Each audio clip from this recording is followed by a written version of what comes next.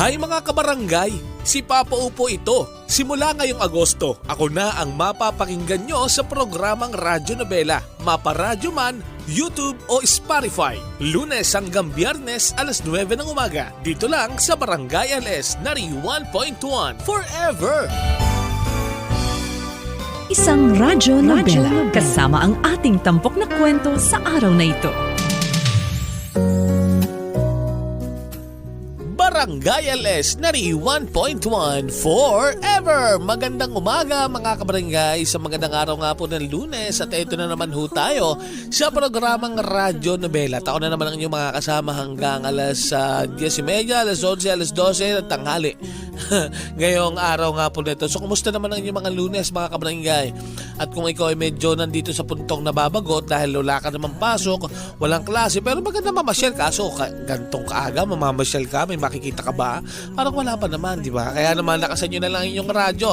Magkwentuhan na lang ho tayo at ibibigay ko agad sa inyo ang kwento ng ating sender na si Maizen. Kung kayo po mga kabarangay na curious kung ano nga ba ang ating pag-uusapan ngayong araw na to, ay nako, pakinggan nyo na lang po ang kwento ng ating sender na si Maizen. Sabi dito, at ang tanong niya, hanggang kailan nga ba natin kaya magmahal?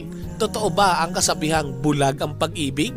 Paano kung ang taong mahal mo ay may kapansanan? Pakinggan natin ang istorya ni Maizen mga kabarangay sa kwento ng kanyang buhay na pinamagatang Kapansanan. Narito na ang ating tampok na kwento sa araw na ito. Unlimited daw ang pagmamahal. Pwedeng pagmamahal sa magulang, sa kapatid, sa kaibigan at lalo't higit sa boyfriend o asawa. Tama naman, unlimited nga ang pagmamahal. Magmahal ka ng gusto mong mahalin, pero paano kapag may kapansanan ang mamahalin mo? Dapat ba limited?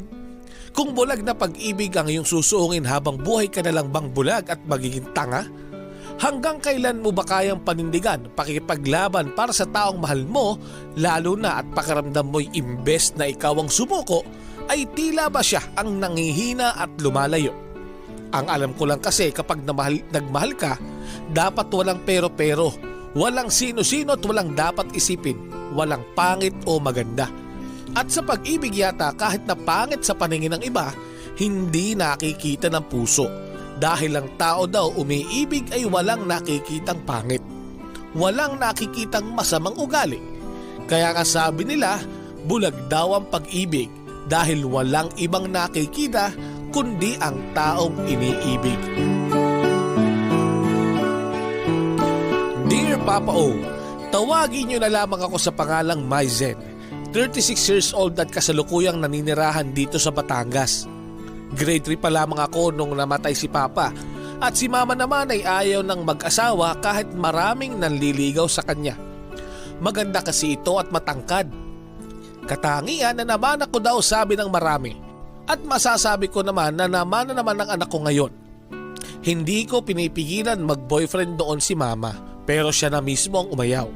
Iisa daw ang kanyang pag-ibig. Isa pa, baka daw kasi maging magulo lang ang buhay namin kapag nag-asawa pa siya.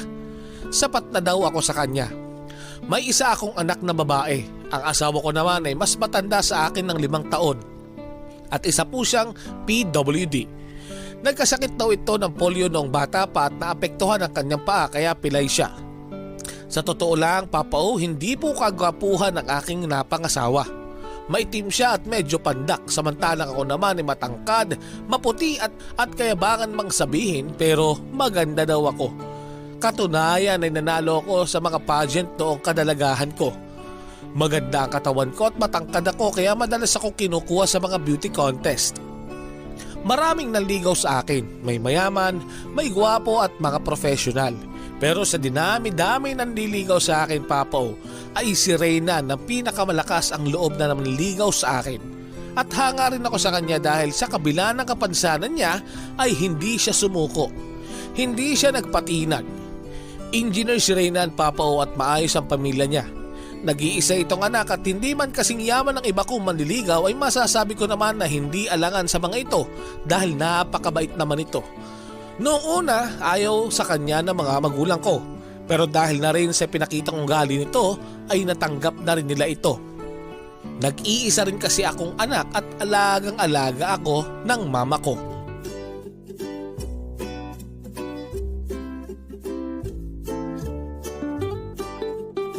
Ma, mahal ko si Reynan. Hindi ka ba nag-iisip? Hindi mo ba nakikita ko nung itsura niya? Ma, mabait si Reynan at hindi importante sa akin kung may kapansanan siya. Andoon na ako.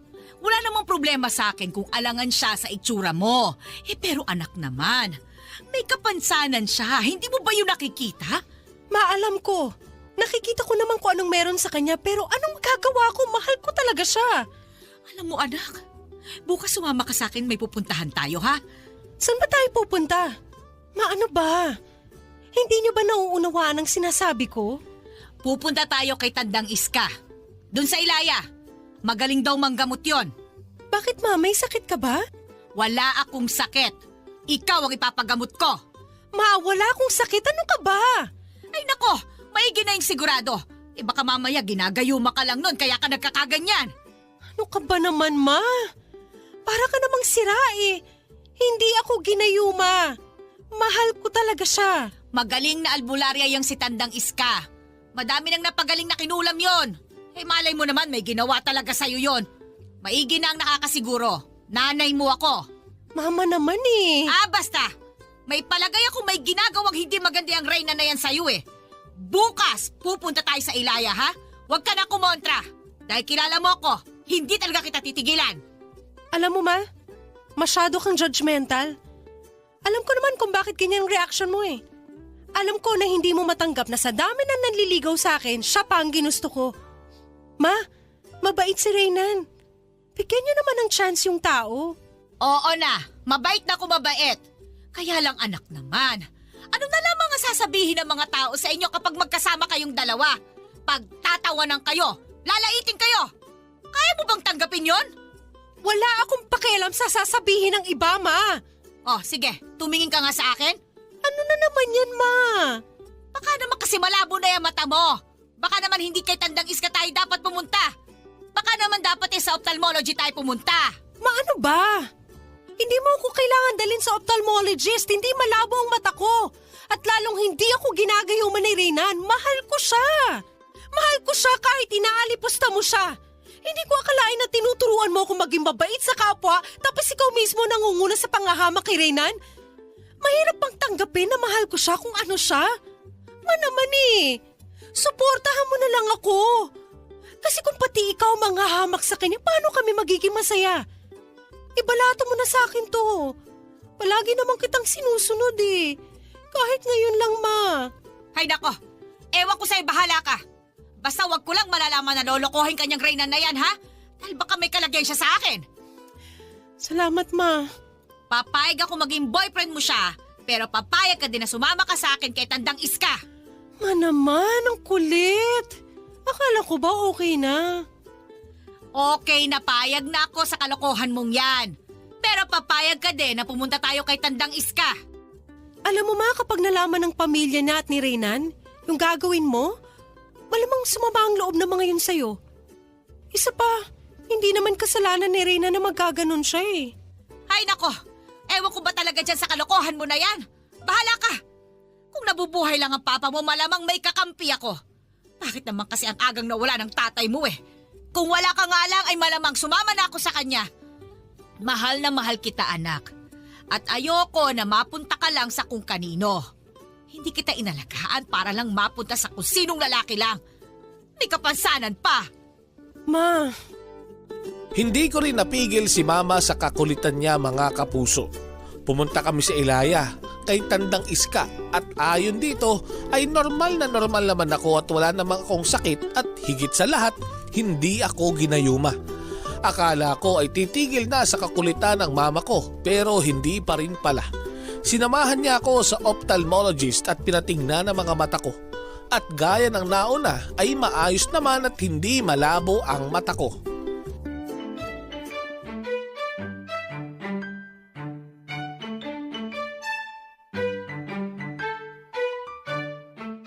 ayan ma. Siguro naman titigil ka na sa pangungulit, ano? Ay nako, matanda na kasi si Tandang Iska eh. Baka hindi na siya masyadong nakakabasa. Magtatanong-tanong pa rin ako sa mga kakilala ko. Baka masumpungan natin. Ma, sasagutin ko na si Reynan. Mahal ko siya. Hindi mo pa siya boyfriend? Hindi pa, ma. Sinasabi ko lang sa'yo na mahal ko na siya. Kasi iba siya sa mga lalaki na kilala ko. Mabait siya. Maasikaso at hindi siya mayabang na kagaya ng iba kong manliligaw. Aba, alangan naman na magmayabang at sumama pang ugali niya, ano? Hindi naman siya kagwapuhan. Tsaka isa pa, kita mo naman na may kapansanan, di ba? Ma, alam mo parang hindi ikaw ang mama ko. Baka ikaw ang nakulam kasi hindi ka naman ganyan eh. Parang ikaw yata ang dapat kong ipagamot kay Tandang Iska. Ay, tse! Hindi ko kasi matanggap na sa dami ng nanliligaw sa'yo, iyang Reynan pa na yan ang napili mo maging boyfriend. Oo nga at maayos ang pamilya niya. Nakapagtapos siya ng pag-aaral pero anak naman. Hindi mo ba nakikita? Ang layo ng agwat ng itsura ninyo. Maganda ka, anak. Maganda ka. Pwede namang si Edwin, arkitek yun. Hindi rin naman kagwapuhan pero hindi naman kagaya ni Reynan, anak. Ang inaalala ko lang naman, baka pagtawanan ka ng mga tao kapag magkasama kayo. Ma, nauunawaan ko ang sinasabi mo. Pero ma, si Reynan talaga ang gusto ko. May nakita ako sa kanya na kahit anong pilit kong hanapin kay Edwin o kay Ronald, hindi ko makita. Nagigets ko naman ang gusto mong sabihin eh. Kaya lang ma, mahal ko talaga siya at nakapagdesisyon na ako. Siya ang sasagutin ko. Pero anak naman. Ma, please, ibalato mo na sa akin to. Pinagbibigyan ko lahat ng gusto mo. Sana this time ako naman ang pagbigyan mo. Isa pa, di ba ikaw ang nagsabi sa akin na pagdating sa usapang puso, ako ang magdedesisyon? Kasi pagdating sa pag-ibig mo, hindi rin kita pinapakialaman. Oo nga, kaya lang kasi anak. Nanay mo ako eh. Ayoko lang na makita o marinig na pinagtatawanan ka ng mga tao. Handa ako sa mangyayari, ma. Siya nga pala, ma. Darating si Reynan, ha? Umayos ka. Baka mamaya magdabog-dabog ka dyan. Naku. Ewan ko sa'yo. Bahala ka sa buhay mo. Huwag ka lang paiiyakin ng damuhong yun at nako, sinisiguro ko sa'yo may kalalagyan talaga sa akin yon. Sus! Lumabas na naman ang pagiging Gabriela silang mo, ma. Don't worry, ma. Kayang-kaya ko na to. Tsaka hindi ako lolokohin noon kasi mahal ako noon, nararamdaman ko. Abay dapat lang. Ma, andyan na si Reynan. O di papasukin mo. Umayos ka ha. Para kang patong mangingitlog dyan. Kilig na kilig ka ha. Huwag kang masyadong obvious. Ikaw pa talagang mukhang in love dun sa mokong na yon ha? Ma naman eh. O siya, sige na. Papasukin mo na yung bisita mo. Katanghaliang tapat nanliligaw. Babantayan ko kayo ha? At nang makaliskisan ko yung lalaking yan. Para naman malaman ko kung ano ba talagang nakita mo dyan sa mokong na yan. Si Mama talaga.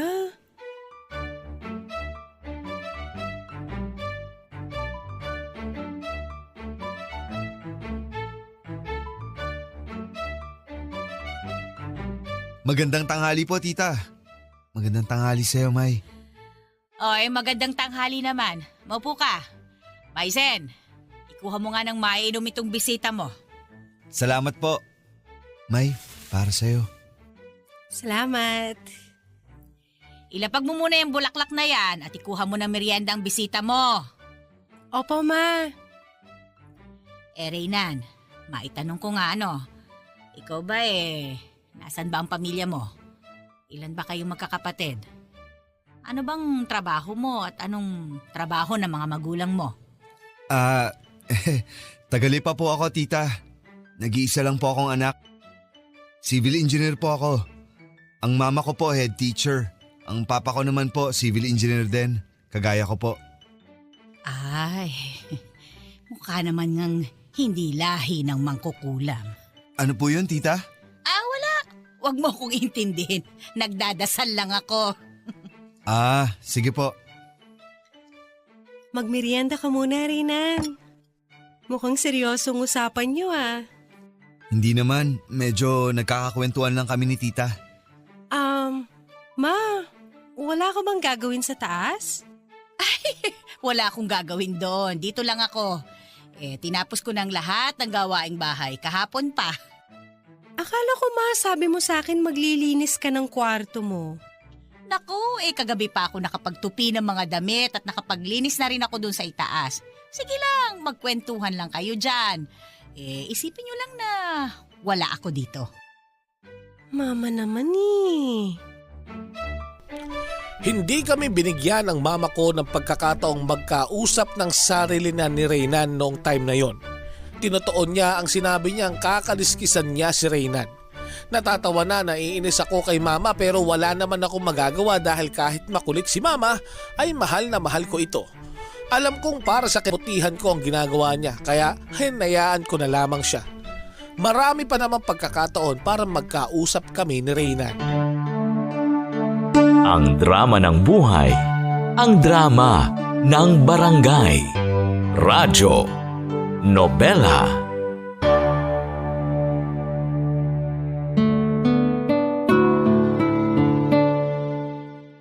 Natatawang naiinis na lang ako kay mama.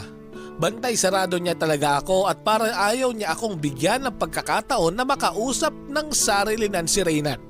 Pero syempre dahil makulit ako at mahal ko talaga si Reynan ay gumawa ako ng paraan para magkausap kami. Aaminin kong tinamaan talaga ako kay Reynan sa kabila ng kapintasan niya.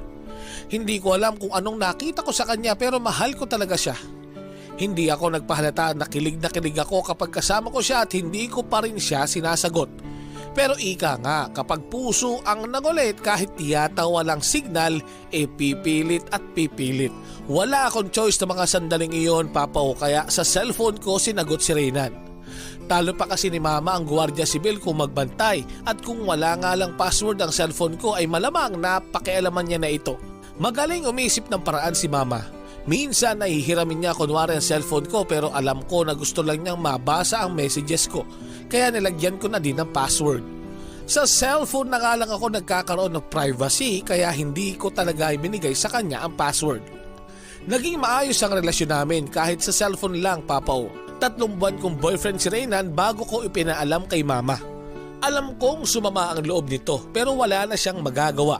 Ipinakilala ako ni Reynan sa magulang niya at maging ang mga ito ay hindi makapaniwala na boyfriend ko si Reynan.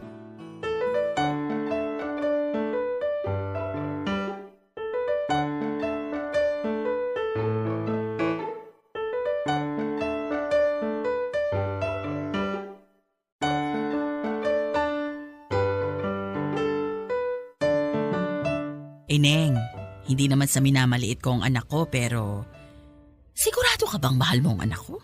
Opo, mahal ko si Reynan. Alam mo po, tita, sa totoo lang, pareho kayo ng mama ko. Nag-aalangan kayo sa nararamdaman ko. Pero mahal ko po talaga si Reynan. Oo ma, mahal ako niyan. Ay mali pala, hindi niya pala ako mahal. Patay ng patay pala siya sa akin. Baliw! Kau din naman ah. Nung una mo nga ako makita, kunwari ka pang di ka interesado pero kinabukasan hinanap mo ko. Tinamaan ng lintik na pag-ibig eh. O mauna na muna ako ha, kukuha lang ako ng merienda sa kusina. Ewan ko ba? Talo ko pang ginayuma eh. Teka, baka naman nga ginayuma mo ko. Mukha ba akong marunong nun? Isa pa, kita mo naman di na kita kailangang gayumahin. Halata namang patay na patay ka sa akin eh. Gwapo mo kasi.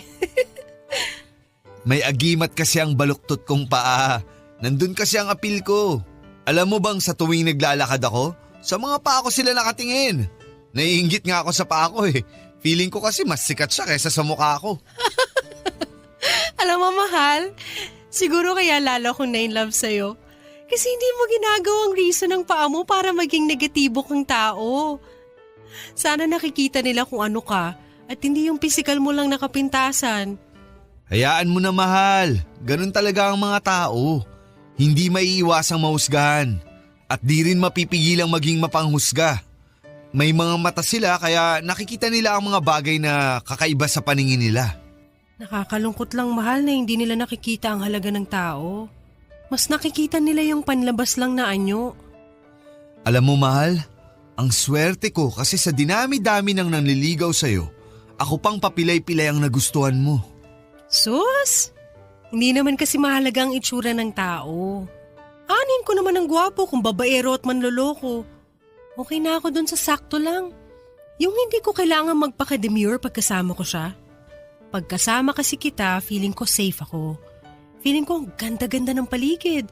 Yung bang kahit ayaw sa atin ng mundo ay okay lang kasi ang mahalaga, nagmamahalan tayo.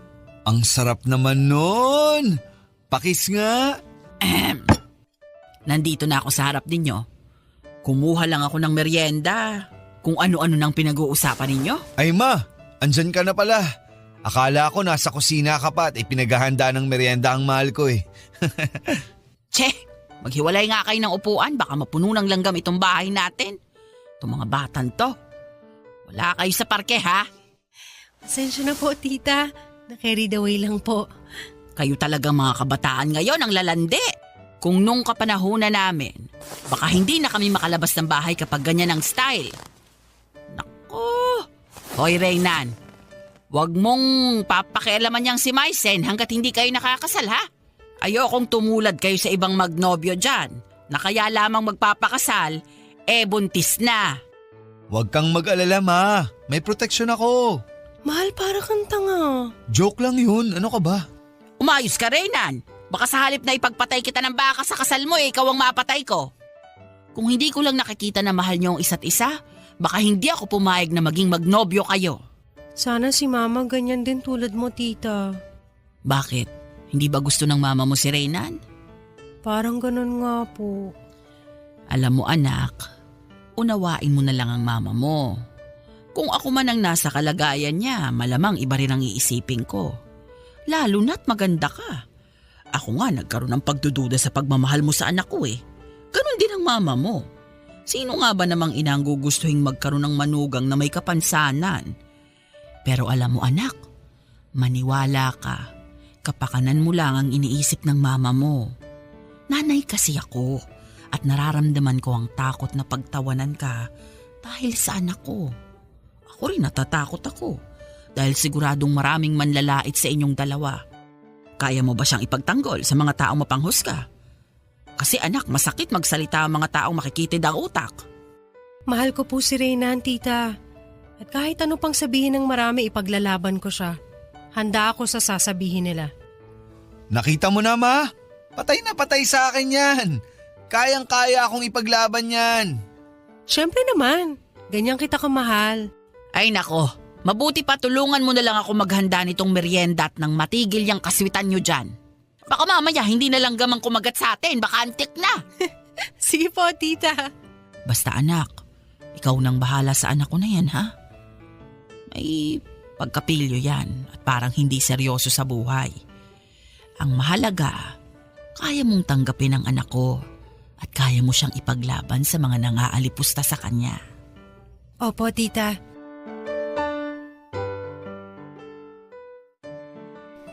Tama ang sinasabi ni Tita Melinda at ni Mama Papa O. Dahil ilang beses kong napatunayan na sobrang mapanghusga talaga ng mga tao.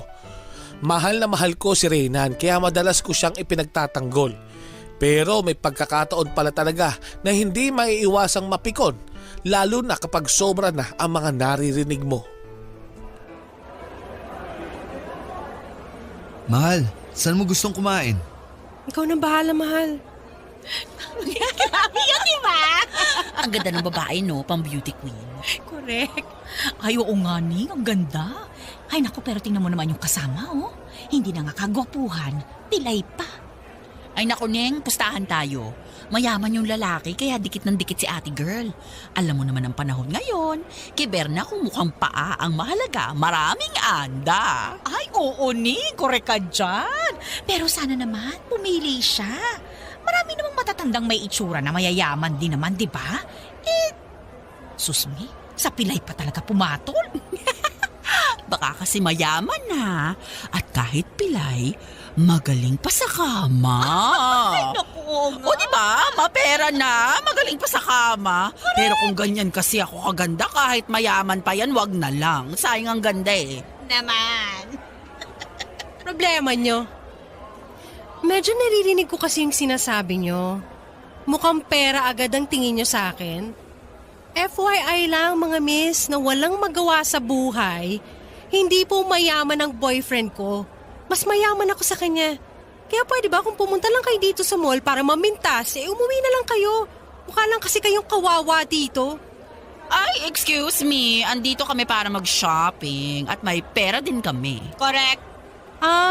Nandito kayo para mag-shopping?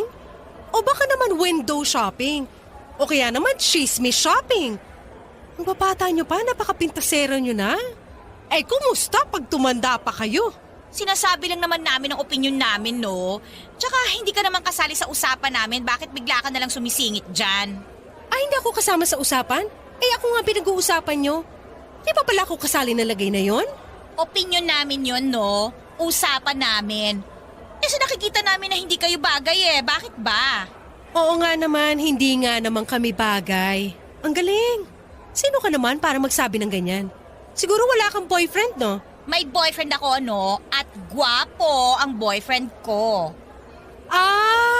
So ikaw ang nilalait kapag magkasama kayo ng boyfriend mo. Kasi ang pangit mo eh. Mayaman ka siguro kaya pinatulang ka ng boyfriend mong ayon sa'yo gwapo. Hoy, maganda ako, no? Saang banda, miss? Eh ang ilong mo malaki ang butas. Pag tingala mo, kita ang utak. At kapag naman tumungo ka, baka matusok ang leeg mo ng baba mo at mamatay ka. Porke maganda ka kung makapamintas ka, wagas ha? Maganda ka nga, masama naman ang ugali mo. Pintasera. Wow!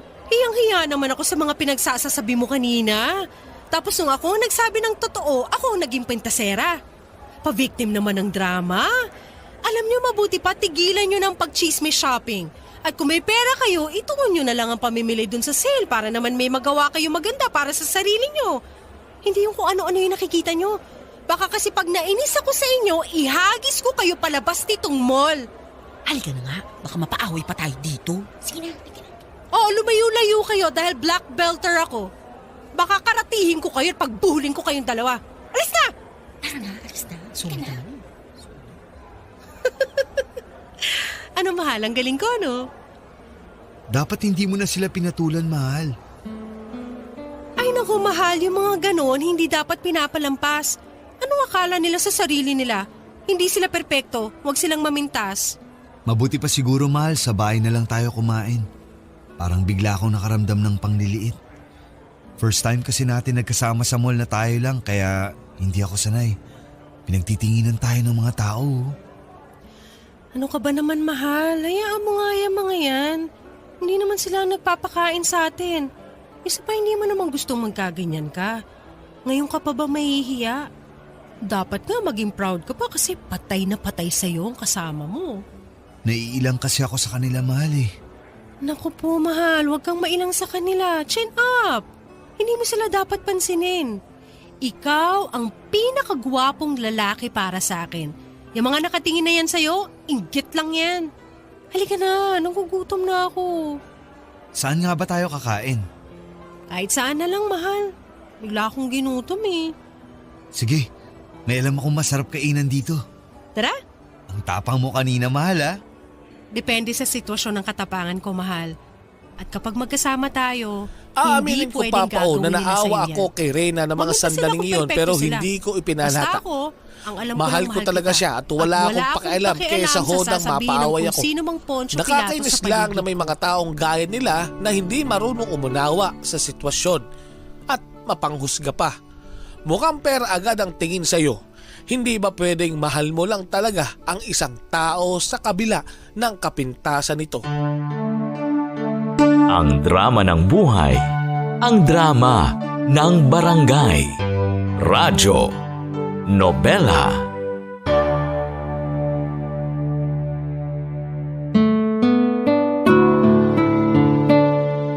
Hindi lang iisang beses akong napaaway dahil kay Reynan, Papa O.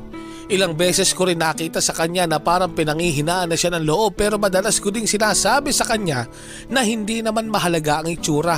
Ang mahalaga ay ang nararamdaman ng isang tao.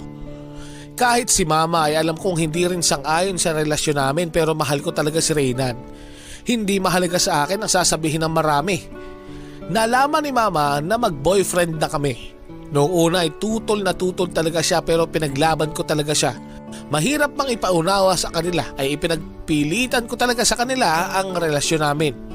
Nagsawa din si mama kakapaalala sa akin kung anong meron sa relasyon namin. Ilang beses niya akong discourage pero hindi talaga ako nagpatinan. At kahit anong sabihing masasakit na salita ni mama, hindi ko na lang pinapansin. Hindi ko pa rin po sinasabi kay Renan dahil ayoko masaktan siya at ayoko madagdagan pa ang mga nararamdaman niyang sakit kapag harap-harapan niyang naririnig ang pamimintas ng mga tao, lalo na kapag magkasama kami. Masakit din ang mga naririnig ko tuwing sinasabi nila na kaya ko lang man ginawang boyfriend si Renan ay dahil sa pera. At isa pa, wala rin akong pakialam kung masama ang tingin nila sa akin. Ang mahalaga, kami ni Renan. Kaming dalawa ang nagkakaunawaan sa lahat ng bagay. Nagmamahalan kami at yun ang dapat nilang unawain.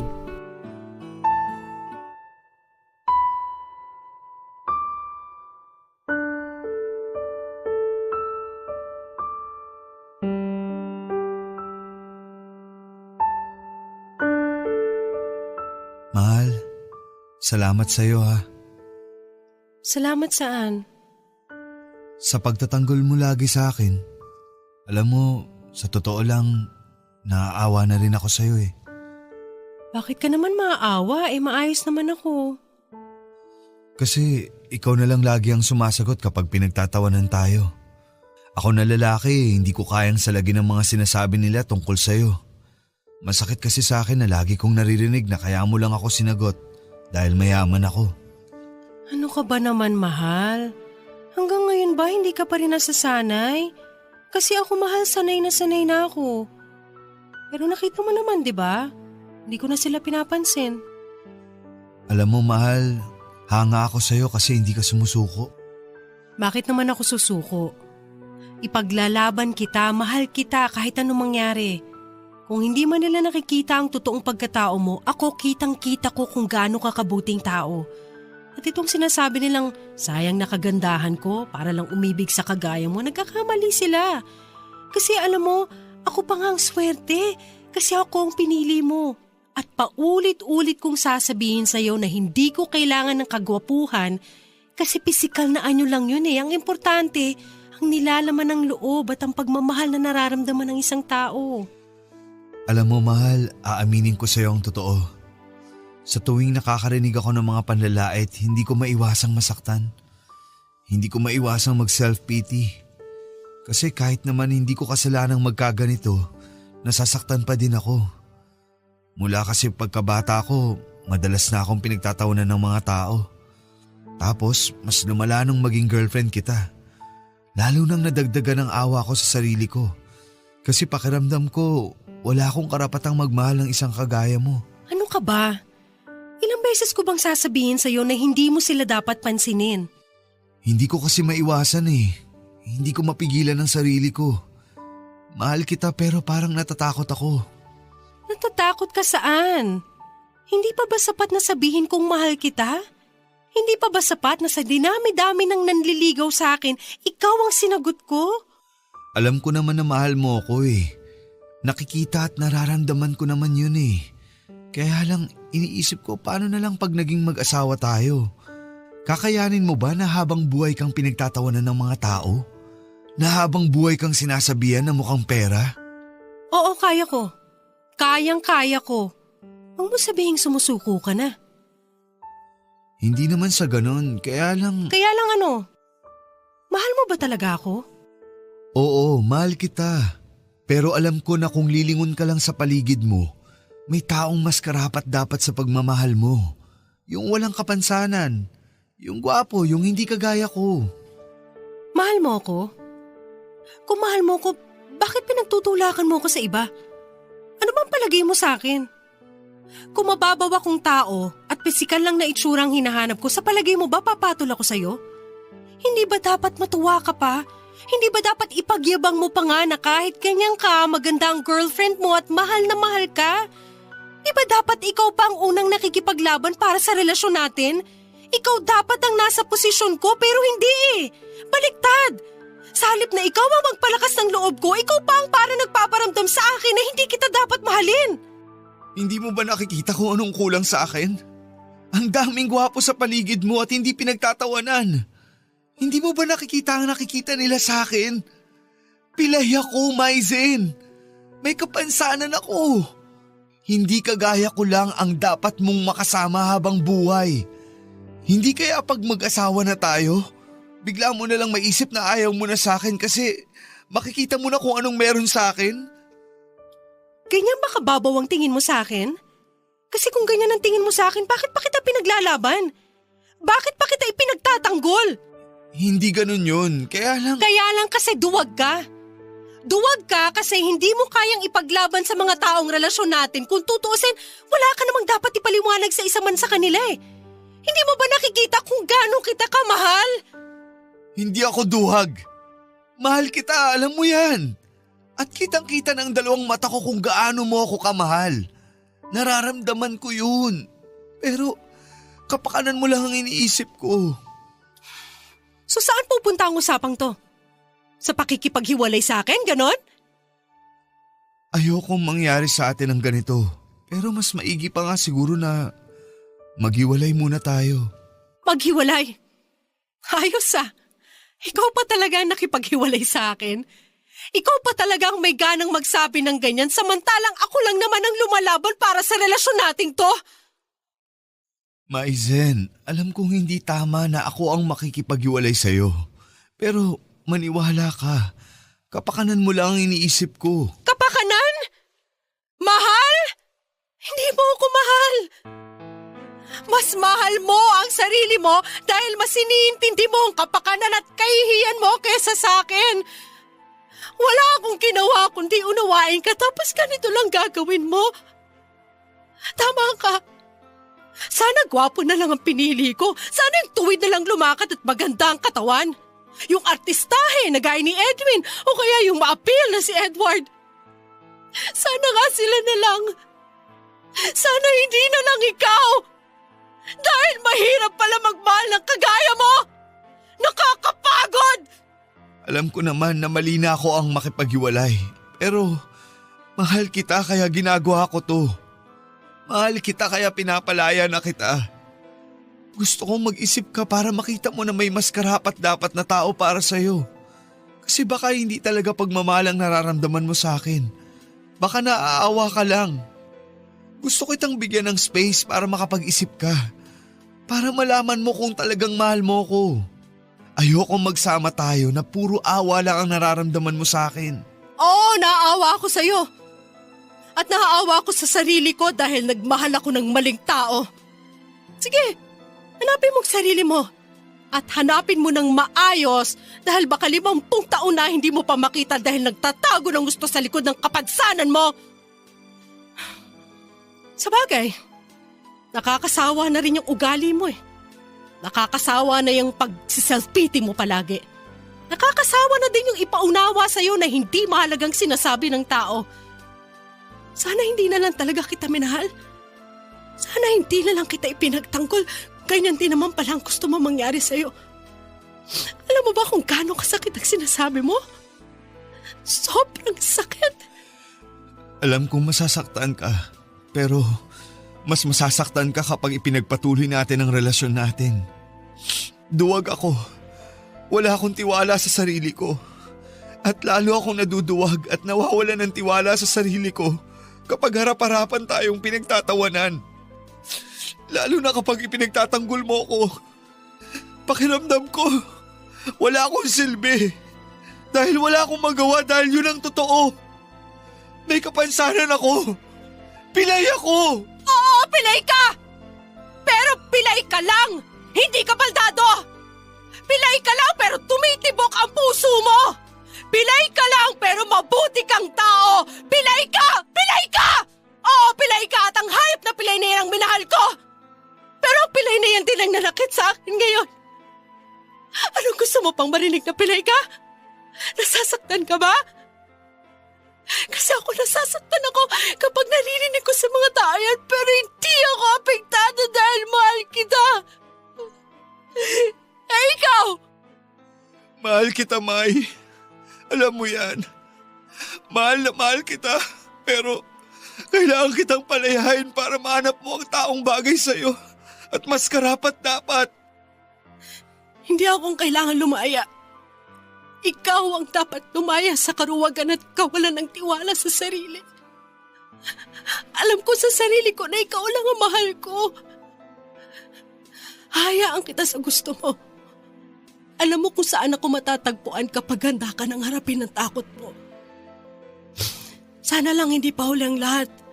Dahil baka kung kailan handa ka na, tsaka ko naman makikita ang sinasabi mong kapintasan. May, Hinayaan ko si Renan, Papo, hindi dahil sa hindi ko siya mahal. Hinayaan ko siya dahil gusto kong makita niya kung anong halaga ng pagmamahal sa sarili at pagtanggap sa kung anong kakulangan mo. Ayokong laban ako ng laban pero nakikita kong sumusuko na ang ipinaglalaban ko. 3 buwan kaming hindi nag-usap o nagkita ni Renan hanggang sa makarinig ako ng tawag mula sa mama niya. May, anak, pwede ba tayong mag-usap? Tita, tungkol saan po? Tungkol kay Renan. Ano pong tungkol sa kanya, tita? Mahal mo ba ang anak ko? Opo, tita. Mahal ko po si Renan. At nakipag-iwalay lang ako sa kanya kasi gusto niya makipag-iwalay.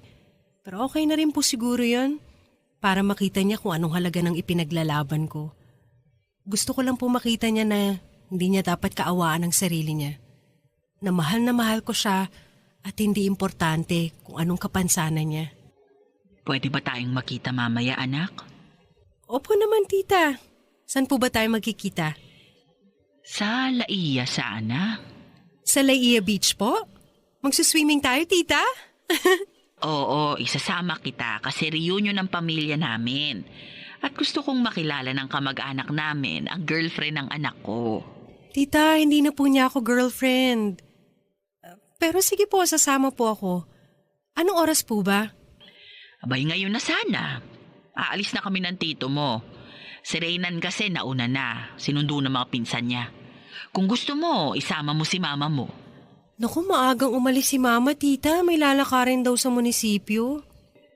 O siya, sige. Hintayin na lang kita dito sa bahay. Sabay-sabay na tayo. Siguradong masusurpresa ang anak ko. Alam kong miss na miss ka na niya eh. Sus, kung miss niya ako, tita, sana nagparamdam man lang siya. Pero hayaan na po natin yun. Magbibihis lang ako, tita. Tatawagan ko na lang si mama para magpaalam. Sige anak, mag-iingat ka.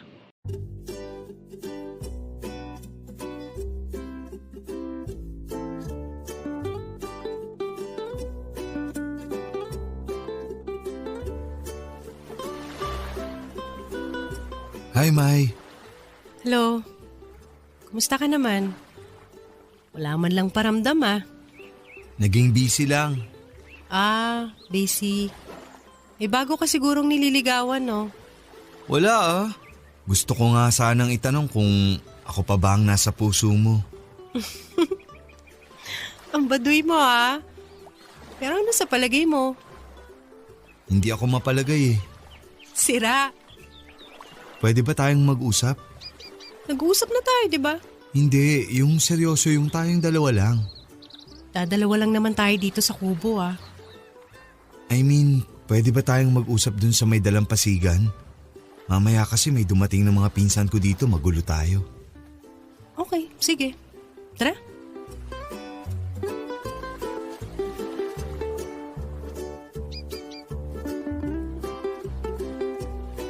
Mahal mo pa rin ba ako?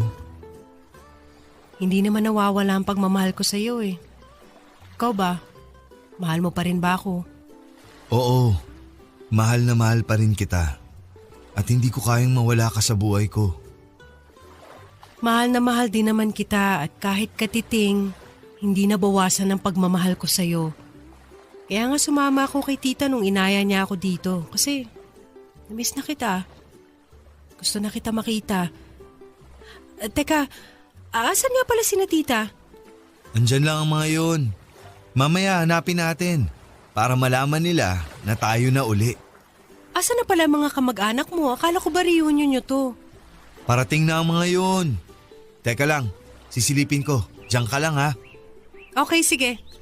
Magbababad lang ako ng paa sa dagat. Mamaya maligo tayo ha. Sige.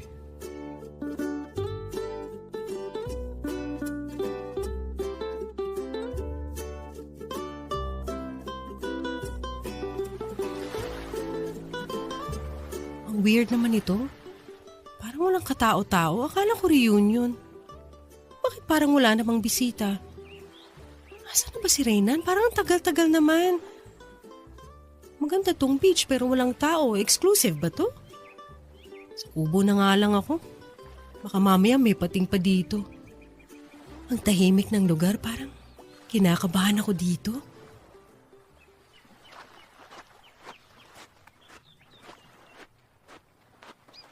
Ma! Andito ka? Akala ko pupunta ka sa munisipyo. May sasabihin si Reynan sa'yo, anak. Maizen Grace, will you marry me? Reynan, ano to? Ma! Maizen, will you marry me? Oo naman. Oo, pakakasal ako sa'yo. Pakakasalan kita. Mahal na mahal kita, May. Mahal din kita, Reynan.